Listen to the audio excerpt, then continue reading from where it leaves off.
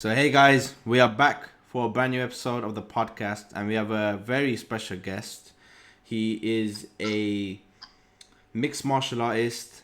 He's fought in kickboxing, he's even fought in bare knuckle boxing, and they also call him it's a very interesting name, the Gipsy King of MMA. And he is a two times MMA Dutch champion, two times European champion. He's also kickboxing champion, Mr. Hubert Geven. How are you, my brother? Yeah, good man, good. And you? I'm good. So, what I like to do in my interviews is I like to get the story of the fighter, so how they came up, how we all started. So, if you just like start with, how did you get started into martial arts in general? Okay. I start.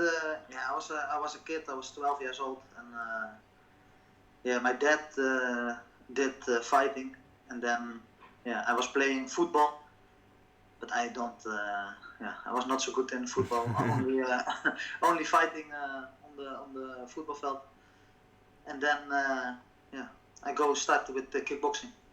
Oh, okay. So, 12 years old, you started kickboxing, and so when you first started, how were you feeling? Were you like, this is a bit? Because I've seen the way the Dutch people spar. It's a bit, it's a bit rough, right? Yeah, it is. Kickboxing is a lot in the Netherlands, you know. Yeah. And Yeah. everywhere where you come, everyone did kickboxing. Hard training, hard sparring. Yeah, a lot of fighting.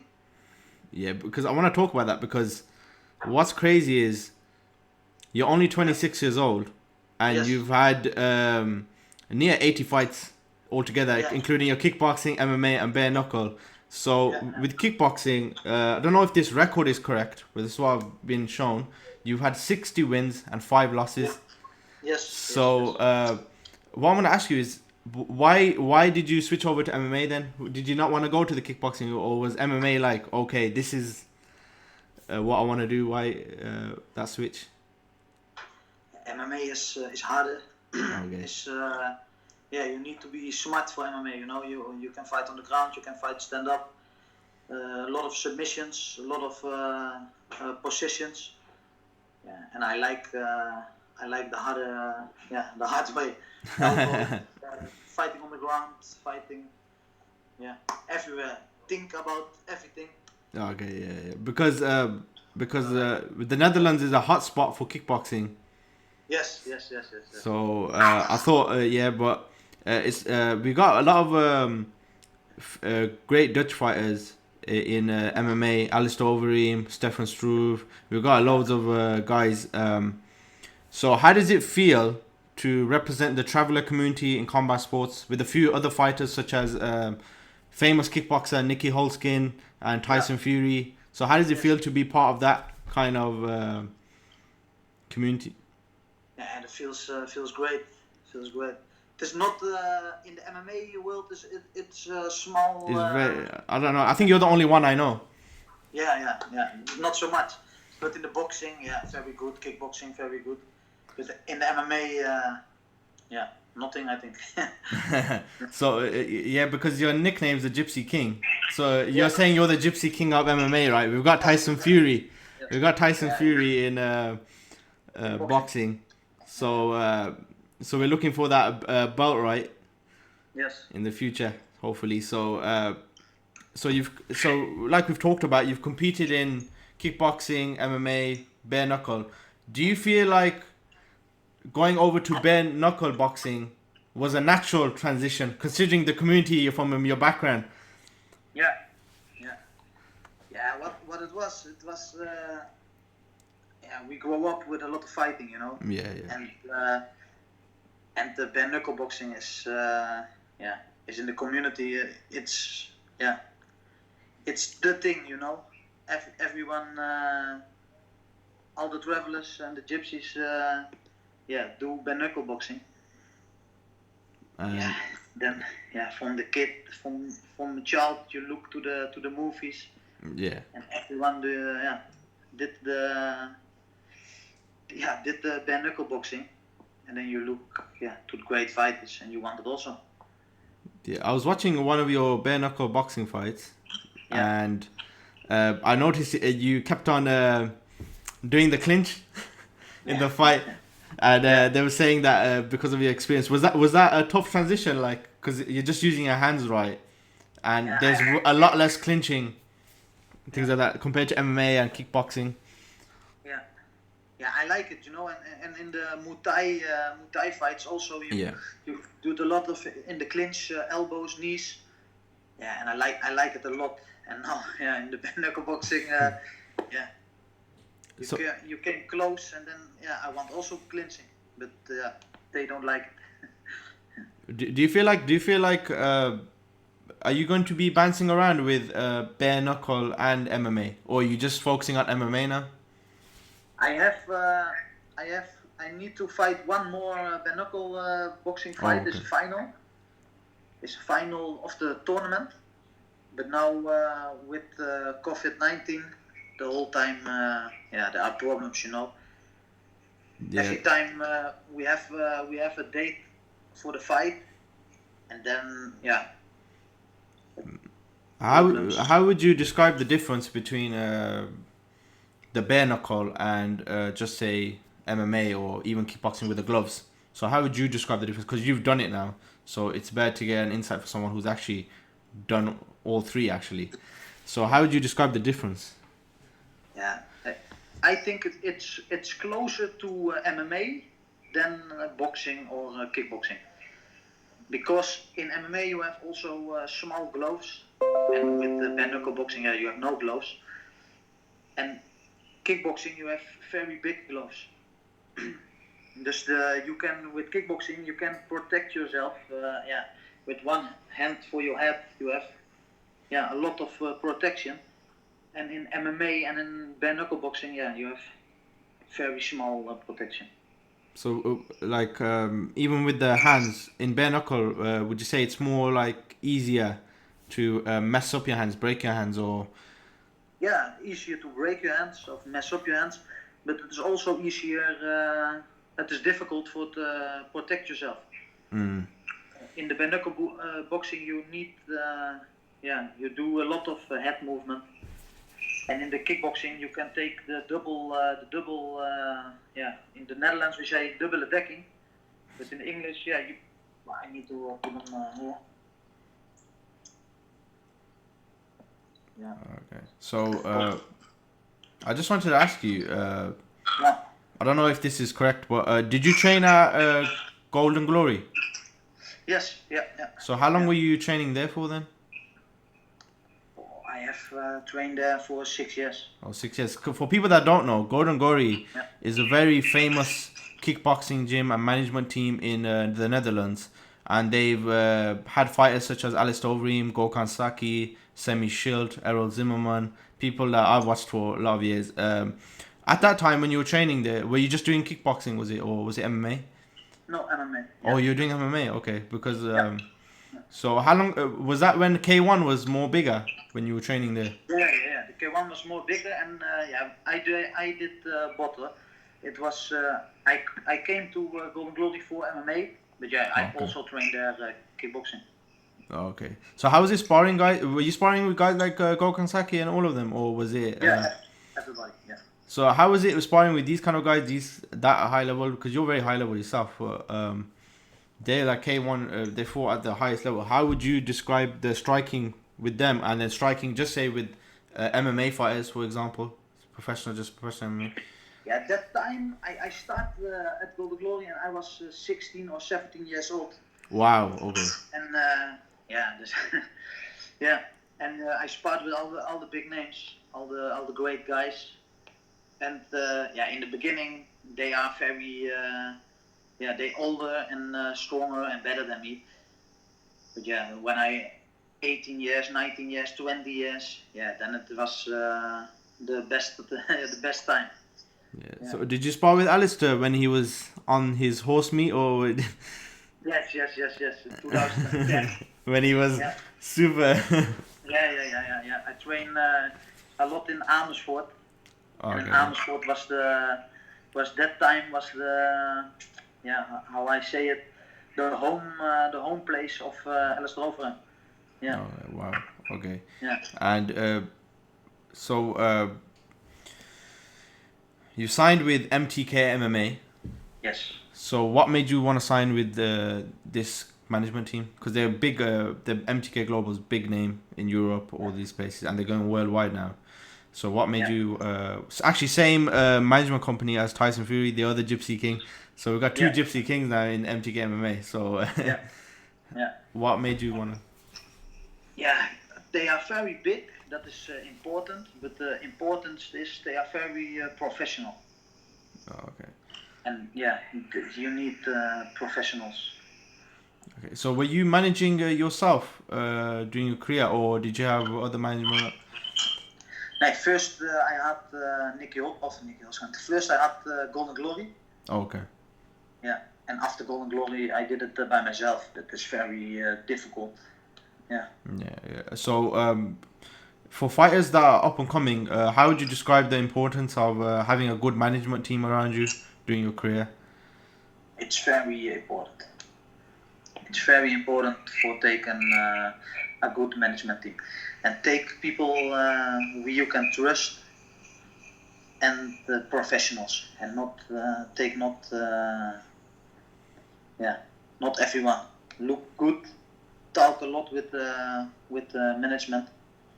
That's important. Okay. And so you fought. So let's go to the your MMA career now. So you fought in Cage Warriors '94. You won by unanimous decision. Yeah. And so why did you? Why haven't you fought again with them? Because that was in late 2018, I believe. Yes. So why haven't you fought again? Considering you won the fight. Yeah, I won the fight, but I signed a one fight contract for Cage Warriors. And after that, I had a big injury in my eye. And I had a lot of stitches, and it was a very big cut. So I had a lot of time to, what's the name? Yeah, I need to waiting for that. Everything was very good. And then I was looking on the internet, and I was talking with Jim Freeman, and they asked me come to Knuckle Boxing and do some fights. Yeah, and at that time I was thinking that's very good. So you just said you made the finals for the bare knuckle boxing. Yeah. How what's the prize for that? Is there a big prize, or is it if you win? No, it's not very big prize. It's £10,000. Oh, okay. But I think it is very good for the fight name. No, okay. For my fight name, yeah. It goes with the nickname, right? Yeah, also, yeah. So then after bare knuckle, you decided because now what I've been told is you've signed a deal with Arena Fighting Championship. Yes. For this December. Yeah. So and it's also got the GOAT Artem Lobov on the card. Yes. Yeah. So so how did that come about then? So I was signing with MTK, and then they came with Arena Fighting Championship, and I think it is a good step forward. So I think it's a very good place for me. Considering your record and your background and your experience, I'm very surprised. Cage Warriors, Bellator, none of them have even picked you up. I'm very surprised. Yeah. I'm actually really surprised. So I hope they're listening to this podcast, if they ever have a chance, or anyone listening to a podcast, to tell them, shout you out on Twitter and Instagram, because you need to be on these promotions. Personally, that's what I believe. Looking at your skill set, your background, your experience, it should be inevitable, right? Yes, yeah. It's just waiting. I want it also, and I train hard, I train a lot, and I make a lot of good wins against good guys, and I hope 12 December I show the world that I need to the top level fighters. Yeah, you can't announce your opponent right now, but I'm looking forward to it, man, because we get to see more of you. And another thing is, it's written that you're 13-3, but I've been told you're 17-3. Yes, yeah. So when was your last fight then? Because my last fight MMA. with MMA was I think 2018, maybe November or something. Yeah. Oh, okay. So why wasn't them 4 fights updated? Yeah, in the beginning that I start with MMA. Okay. It's 4 fights in the beginning of my career. Oh, okay. Yeah. And then in the Netherlands we can fight a lot. Every week we can fight everyone. And then the small promotions, and they send not everything to Sherdog or to Tapology, And now I'm looking for the videos and everything, and then I hope we can put it on the record. Yeah, because makes a big difference, right? 13-3 and 17-3 makes a very big difference. So I hope they sort that out. But what's the future plans looking like? So let's say Arena Fighting Championship, you win, spectacular fashion, finish the guy. What's the next step? So what are you thinking? Yeah, I want Arena Fighting Chip Artem Lobov the fight now for the title. And if I win on a spectacular way, or if I win, I want I want to fight there for the title. So you want to fight Artem Lobov, you're saying? Yeah. If he wins. I say not. I want to fight him, but I want to fight the guy who has the belt. The lightweight belt, right? Yes. Yeah. So Artem, you and Artem would be a fun fight because he's done bare knuckle as well, right? Yes. That's very. I think it is a very nice fight, and he is a brawler, and I am also a brawler. Because I think, we can make a nice fight. Yeah. Yes. Okay, so you said that you trained kickboxing, you had loads of fight. So when you transitioned over to MMA, with the grappling, how was it when you first grappled? In the beginning, it was very difficult, but I trained with good guys on the ground, with Vincent Latoul and Marloes Koenen. Oh, okay. I trained a lot of it with these people. And then you learn so fast. I was 16, 17, and it's very difficult in the beginning when I came from kickboxing, and then you think that a takedown is nothing. But when you start with MMA, then So we see a lot of kickboxers, they want to come to MMA, and they do 1 or 2 fights and then they stop.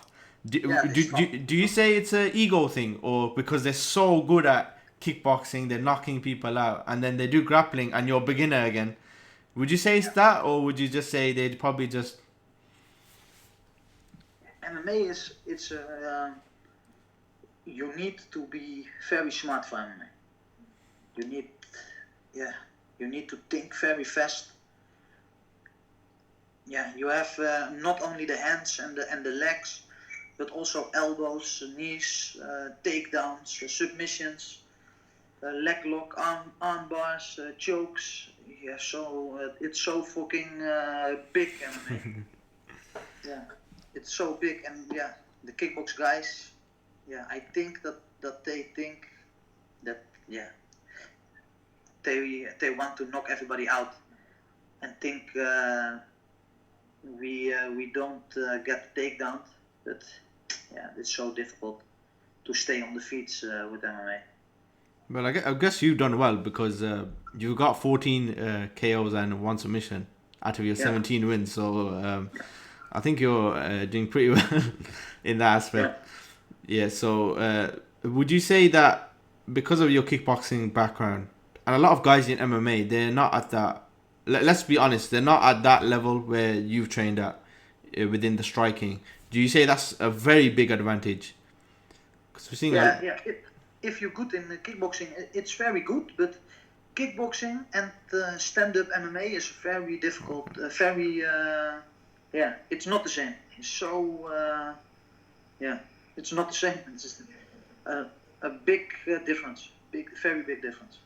Yeah, it's nice that you mentioned that, because if you look at even Gokhan Saki now, when you see him in kickboxing, he's, oh my god, like the combination. And then he came in MMA and Khalil Roundtree knocked him out, caught him with a shot, and he's nowhere near the striker of Gokhan Saki, but in MMA the range and everything's totally different. Whereas we have, look now, the recent fight, Adesanya now. His style for kickboxing matched with MMA, you could say. Perfect. Yeah, so would you say it's that as well, depending on your style of kickboxing, how well you transition within the MMA striking? Yeah, I make a long run, you know. I start with, I was 12 and I start with kickboxing, and I fight a lot. When I was from my 12 to 14, I fight every week kickboxing. Every week, 1 fight, 2 fights, and was not normal. I say we can fight every week if you want in the Netherlands. And then I go to MMA, and also I fighting that time also kickboxing. And then what it is, I have a long run, and then it transfer. I don't know how to say, but it transform. Normal or something. Okay, yeah. Yeah, because I was first only a kickboxer, and then I did so many MMA, and I did this and the transition, transition was very. You molded well. Yeah. So speaking, how long would you say it'll take you? How many fights before you get somewhere? UFC, maybe Bellator, but UFC in particular, because that's the main goal, right, for most MMA fighters. How many fights do you think you're away? I don't know, man. I don't know. If I win my next fight, I think it's very close. But if you get knocked out in the first round, then it's a long way, you know. Yeah. You're hoping to get a contender series or even a contender series opportunity. Yeah, I don't know. I want to fight, and I want. I like the fighting. That's the most important. You know, I like the fighting, and I get a good and nice opponent the 12th of December, and I want to show the world that I am a high-level fighter. You know, and if I am beat him, then I want to fight for the title in Arena FC. And if I win that fight, I think that I am then. I think that Dana White, he cannot close the eyes. You know, it's not possible. I think. Yeah, definitely. If you look at your record, your experience, definitely. I think it's quite close. You'll be signed by the UFC, hopefully. Yeah. So are you training? Are you training full time, or is it you working? Because a lot of fighters they're not even training full time, which is crazy. Yeah. So are you doing other things on the side, business or? No. I have started 2 years back my own gym. Oh, okay. And I give MMA lessons and that kind of things. And and I fight full. I train full every morning, every evening, and and give fighting lessons. Because my whole life is only fighting. Yeah. So you just said you train full time at a gym. Could you give the name of your gym and where could people find you in the Netherlands? My gym? Yeah. My own gym is the MMA Academy. Okay. And where can people find it? Sorry? Where in Netherlands is it? So if people want to train... Appelton. Okay, yeah. All right, and Small city. so I'm gonna move on now to some lighter questions there. So we're gonna get a bit more about you personally. So, what is your favorite striking technique? The favorite striking technique. Only punching or also Anything. It can be any technique. It can even be a combo. Yeah, I think it is the right right uppercut.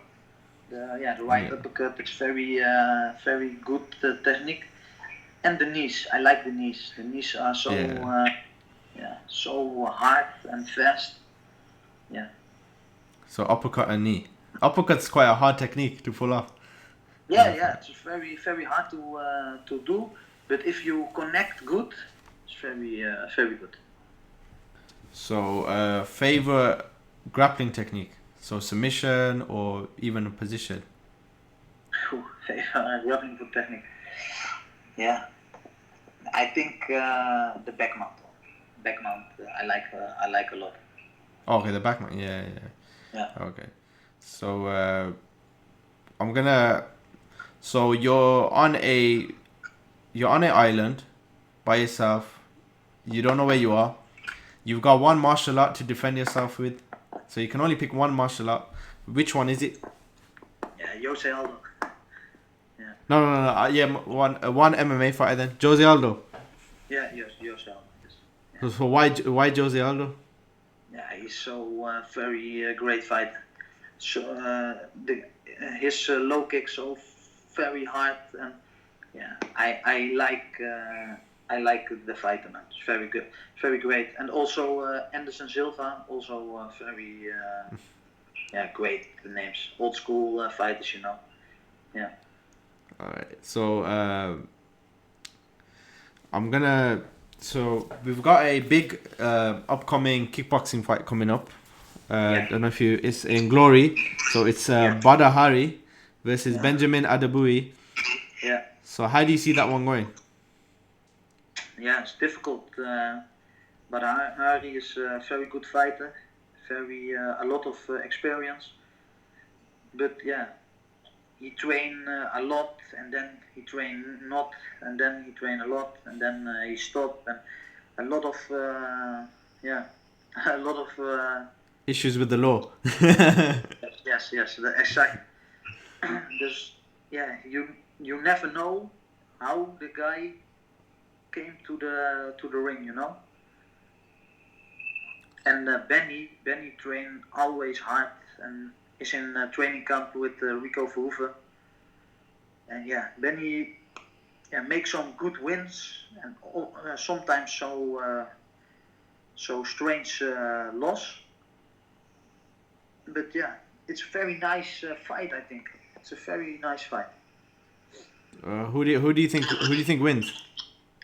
Yeah, if Badahari trained hard and came in the good shape, then I think Badahari win the fight.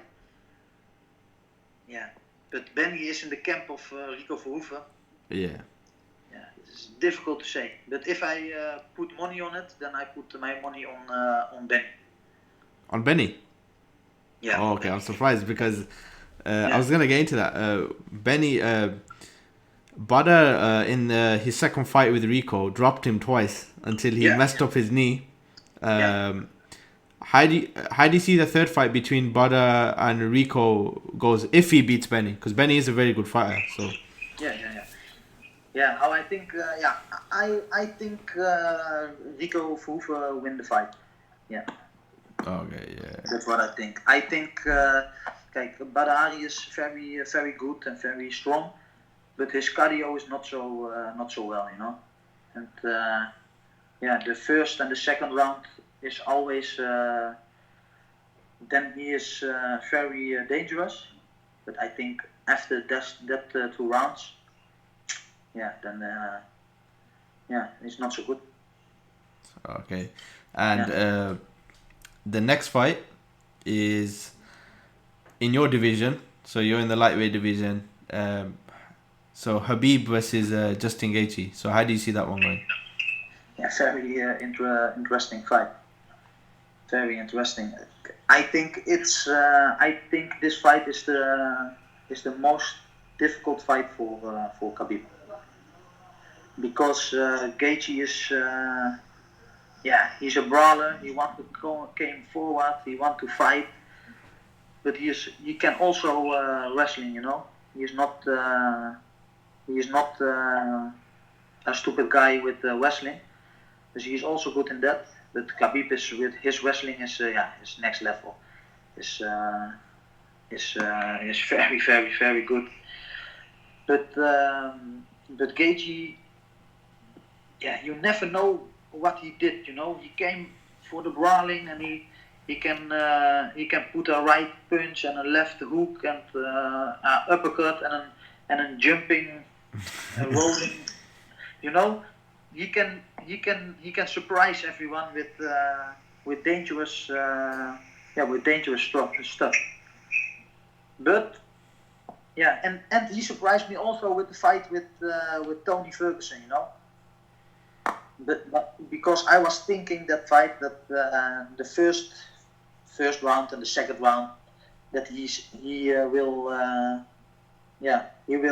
give Tony a kickbox lesson. And after those rounds, I was thinking that Tony outguessed Gaethje. But nothing what it. Everything was not what I was expecting. And he stayed there for 5 rounds, and unbelievable! What a great fighter! And he showed there his heart, And Khabib heeft also this heart, and I don't know, very big fight, very nice fight. I'd just like to say that on the podcast, I predicted that Gaethje would beat Ferguson, so I've got it on video. But so I knew he would win. I had a feeling he would win that fight.